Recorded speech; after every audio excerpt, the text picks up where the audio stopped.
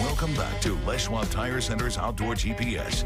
It's time for Owin's Field Report, sponsored by Les Schwab Tire Centers. Welcome back, everyone. Now, I certainly got several questions about lots of different areas, but the dead zone popped up three or four times yesterday, I guess. And I needed to find out, too, because that's my plan this week, is to get it back out on the Columbia. I'm jonesing to get back on that river. And I spend my time in the dead zone, pretty much the entirety of that fall Chinook fishery, for a number of different reasons. So I did get some reports yesterday. I had 3 different buddies that were out yesterday, 2 of which had success, and the third was just disappointed because he did see other fish get caught. Now, I will say that the majority of the positive reports that I got yesterday out of the dead zone were very close to the mouth of the Willamette.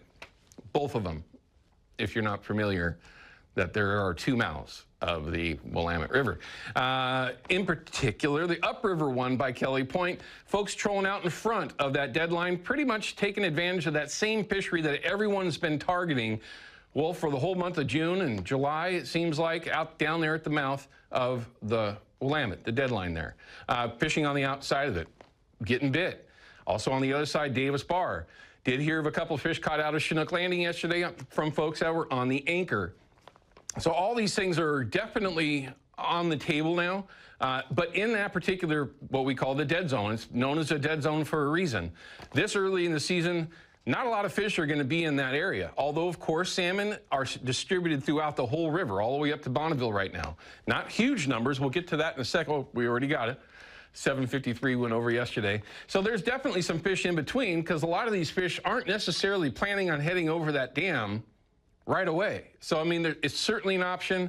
If you were to go target that zone, I'll say it this way, if I were to go out this week, which I'm planning on, I'm going to be probably trolling. Now, depending on how that bite goes and current, right, on the right tide, I'll probably get on the anchor as well and start running wobblers. That was my savior last year, and it's certainly one of those ways to target fall Chinook that has fallen to the wayside in the last recent years for good reason, but it's still extremely effective if you're in the right spot. Also, you're going to have to pay attention to what the grass is like. If it's really bad, I won't be on the anchor, I'll be trolling and just having to deal with it while I'm trolling. So keep that in mind. That zone is in play, but also remember, steelhead are closed in the main stem of the Columbia. You hook one, let it go. Hatchery or not, steelhead must be let go. I know you're watching. But anyway, so there are some options when you get out there. You can see, though, the numbers are, you know, very, very slightly, which is normal, starting to ramp up now. We're going to start seeing those numbers continue to ramp up as we go forward through August, and, of course, getting into the middle part of September, because it does close on the 15th, if you're unaware. Below Bonneville in particular. The Willamette, though, let's take a look at that. Oh, numbers over for steelhead going over Bonneville, phenomenal. Please just manage it right. We need those fish. Just, it's great to see that. Do we have the numbers for the Willamette?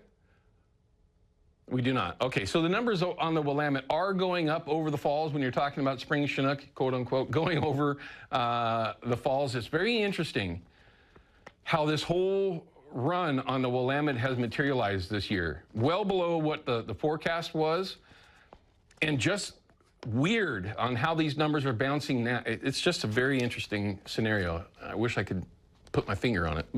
Anyway, we all wish we could. The levels on the Willamette, nothing too exciting to be talking about. Not a lot going on there anyway. Columbia, though, of course, now being open. This is at Vancouver. Average on the tide is right around that 3-foot mark. Remember, tides are going to absolutely come into play. If it's a vaulting incoming tide like that, where you got a 3-foot exchange coming straight in, that will slow things down enough to where being on the anchor might not be an option. So if you're going to do that, just keep that in mind. And remember, the closer you get to Bonneville, the less these tides affect you when you're out there chasing fish around. So again, dead zone. It'd be a little bit of a challenge, but they're certainly out there. I will be spending my time there this week. All right, Procure, you need this stuff. We're going to talk a little bit about that in our tech tip coming up as well, with a $100 gift card. I thought that was just the perfect way to talk about this. The $100 gift card shopping spree. But if you want to get some free stuff, send Jason an email over there at Procure, and hopefully you're the winner, like there is each and every week. But most importantly, what's this weather going to really do? It looks like things are going to stay warm, but no triple digits, I hope. And hopefully, basically, Drew, I want to wash my truck without it getting all dirty. Do we got rain coming into the area? No rain and no triple digits. So yeah, it's hot, but it's not at least extreme heat that we're seeing. 63 degrees right now on our Rivermark Community Credit Union camera on top of the Portland Opera Building. So a really nice start to the day here. Very comfortable. Now's the time to get outside before maybe it's a little bit too hot into this afternoon if you're going to be doing any kind of exercising or anything outdoors today. We've got low to mid 60s across the metro area. Portland's actually one of the cooler spots. You can see it's 66 in Sherwood, 64 degrees in Troutdale and Hillsborough. We'll warm up to about 92 degrees for the high today. So by lunchtime, we're in the upper 70s, close to 80 degrees, and we'll continue to warm up really quickly with those mid 80s and then eventually low 90s. Warm into tonight to 75 by 10 o'clock or so with clear skies, but overnight we'll get that relief from the heat, unlike we've seen some other nights. But we have 19 days this year so far that have been 90 degrees or warmer, well above what we would see on the 30-year average for a summer in the year, and we are going to continue to see more. Today will be number 20, and then we'll rack up a few more in our 7-day forecast. Tomorrow, 90 degrees for the high. We do cool down on Tuesday. Expect lots of morning clouds, temperatures in the mid 80s. And then Wednesday might be in the mid 80s, or we could even touch 90 degrees that day. And then it looks like 90s will continue. The hottest day, though, will be Thursday, 94 degrees, and then low 90s on Friday and Saturday. We don't have any red first alert weather days, no triple digits, so it's a little bit more manageable heat this time around. Okay, well, I'll take that back. I'd love to see some rain here, but I'm being a little selfish. Every time I wash my big old truck, it rains the next day or something like that, then it's all dusty again. Yeah, no rain, looks like at least for the next 10 days. Okay, well, Drew, first off, it's great to see you again. You too. And we can't wait to see you again, my friend. All right, we're going to cut to a break. When we come back, we got a lot going on. We've got Kyle and Miles Dotson. They're the owner-operators of Ora Angling. They work out of Pacific City. We'll find out how things are real time in just a couple minutes. Don't miss it. We'll be back.